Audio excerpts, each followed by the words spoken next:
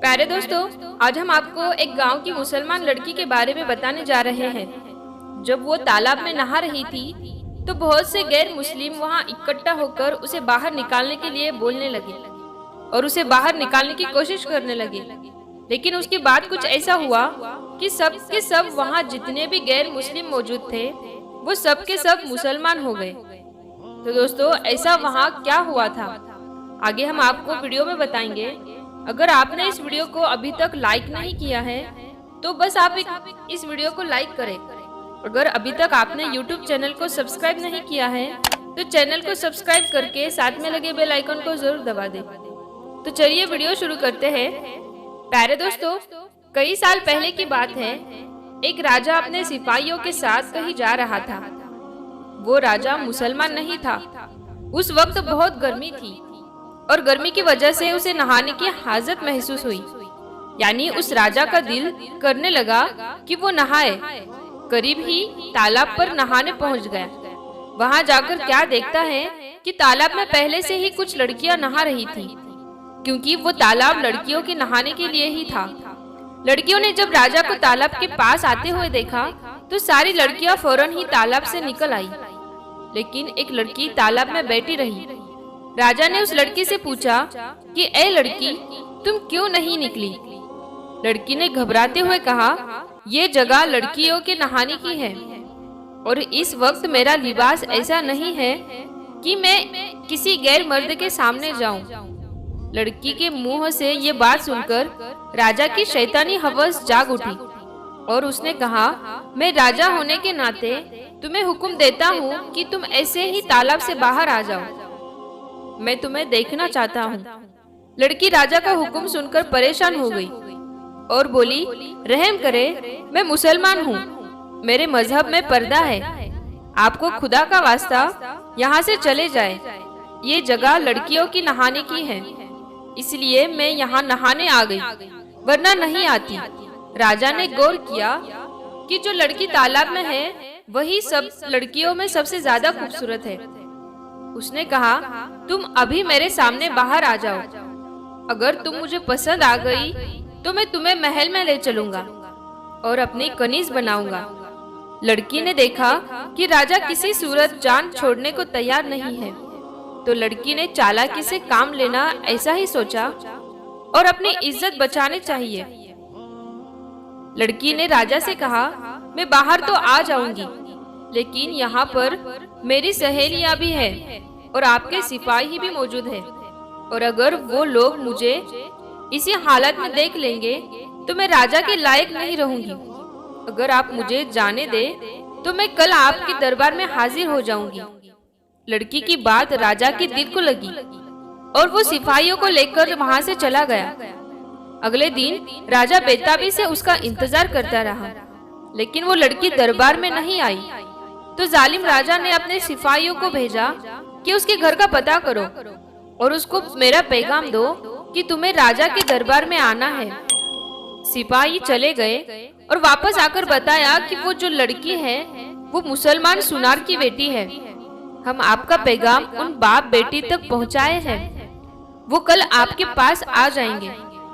रात दूसरे दिन भी इंतजार करता रहा, लेकिन लड़की ना आई। राजा को बहुत गुस्सा आया, उसकी बेचैनी बढ़ती जा रही थी। अगले दिन जालिम राजा ने सिपाहियों को हुक्म दिया कि जाओ, उन दोनों बाप बेटी को गिरफ्तार करके मेरे सामने हाजिर करो। सिपाही फौरन रवाना हुए और वो सुनार के घर जा पहुंचे, मगर आगे से दरवाजे पर ताला लगा हुआ था। लोगों से पूछने पर पता चला कि वो तो कल रात ही घर छोड़कर चले गए हैं। जब इस बात का इल्म जालिम बादशाह को हुआ, यानी उस राजा को हुआ, तो वो गुस्से से पागल हो गया। उसने सिपाहियों को हर जगह दौड़ाया, मगर उस लड़की और उसके बाप का कुछ पता ना चल सका। फिर उसने सल्तनत में ऐलान करवा दिया कि जो कोई उस सुनार और उसकी बेटी को पता बताएगा उसे 1 किलो सोना इनाम दे दिया जाएगा। लेकिन फिर भी कुछ हासिल ना हुआ। लड़की का कोई पता नहीं चल सका। तो उस राजा ने अपने साथ वाले लाखों के राजाओं को खत लिखा और उस लड़की और उसके बाप को ढूंढने की दरखास्त करके मदद मांगी, लेकिन वहां भी कुछ पता न चल सका। ऐसा लगता था उस लड़की को जमीन निगल गई, आसमान खा गया। एक रात वो जालिम बादशाह सोया हुआ था तो उसको एक ख्वाब आया जिसमें दरिया के किनारे एक झोपड़ी नजर आई। राजा झोपड़ी को देखकर हैरान होता है कि ये इस वीराने में किसकी झोपड़ी है। ये देखने के लिए उस झोपड़ी के पास वो जाता है और वो अंदर दाखिल हो जाता है तो उसने एक दाढ़ी वाले बुजुर्ग उसको नजर आते हैं। उन बुजुर्गों के साथ एक लड़की बैठी हुई थी। इससे पहले कि राजा लड़की की शक्ल देखता, उस आंख खुल गई। राजा समझ गया कि ये वही बाप बेटी है जो इस झोपड़ी में छुपे हुए हैं। राजा उस इलाके को जानता था। अगली सुबह उसने अपने सिपाहियों का दास्ता तैयार किया और सीधा दरिया के किनारे उसी जगह पहुंच गया जो उसके ख्वाब में नजर आई थी। झोपड़ी के पास पहुंचकर उसने सिपाहियों को वहीं रुकने का हुक्म किया और खुद झोपड़ी के अंदर चला गया। वहां जाकर राजा क्या देखता कि एक कमजोर सी दिखने वाली बीमार लड़की सो रही है और वहीं पर जा नमाज पर बैठकर वही सफेद दाढ़ी वाला आदमी दुआ कर रहा है और कह रहा है कि ए मेरे पालने वाले, ए मेरे अल्लाह, हम कब तक एक जालिम राजा से झुकते रहेंगे जो चंद लम्हों के लुफ्त के खातिर मेरी नादान बच्ची की इज्जत खराब करना चाहता है और जहन्नुम की आग खुद पर वाजिब करना चाहता है। या अल्लाह, उसको हिदायत फरमा, उसके दिल में अपनी मोहब्बत पैदा कर। उसके लोग उसे डर कर ना रहे बल्कि उसके होते हुए खुद को महफूज जाने। उसको इज्जत लूटने वाला नहीं बल्कि इज्जत बचाने वाला बना दे। या अल्लाह, तेरे इख्तियार में तो पूरी कायनात है, दो दिलों को फिर ना जानता है। तो वो राजा समझ गया कि ये वही लड़की है जिसे वो तलाश करते हुए यहाँ तक आया है, लेकिन वो कमजोर और बीमार नजर आ रही थी। और उनके बाप के अल्फाज सुनकर वो राजा खुद पर काबू न रख पाया और उसके बाप के पास बैठकर रो रो कर माफी मांगने लगा कि मेरी वजह से आप पर इतनी मुसीबतें और तकलीफ भी आई है। अब मेरी आंखें खुल गई है, मुझे माफ कर दे। फिर बादशाह ने उन दोनों को पूरे एजाज और इज्जत के साथ महल में बुलाया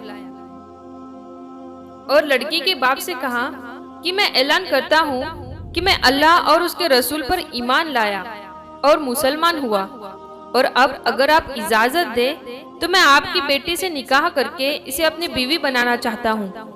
बाप ने बेटी की रजामंदी जानकर उसकी शादी उस बादशाह से करा दी। बादशाह ने उस लड़की को अपनी बेगम बना लिया और बाद में उसकी गैर मुस्लिम रियासत मुसलमान रियासत हो गई और बहुत सारे लोग मुसलमान हुए। सुबहान अल्लाह। दोस्तों, इस वाक़ये के बारे में आप लोग क्या राय रखते हैं, हमें कमेंट बॉक्स में जरूर बताइएगा। और मेरे प्यारे दोस्तों, आज की इस वीडियो को आपने अभी तक लाइक नहीं किया है तो इसे हर बार की तरह लाइक करके अपने दोस्तों और रिश्तेदारों में जरूर शेयर कीजिएगा। प्यारे दोस्तों, अगर अभी तक आपने हमारे रोशन उम्मती चैनल को सब्सक्राइब नहीं किया है तो सब्सक्राइब करके साथ में लगे बेल आइकन को जरूर दबा दें ताकि हर वक्त आपको हमारे ऐसे ही नई वीडियो मिलती रहे। तो पहले दोस्तों, हम मिलते हैं फिर नई वीडियो के साथ। तब तक के लिए अस्सलामु अलैकुम, अल्लाह हाफिज।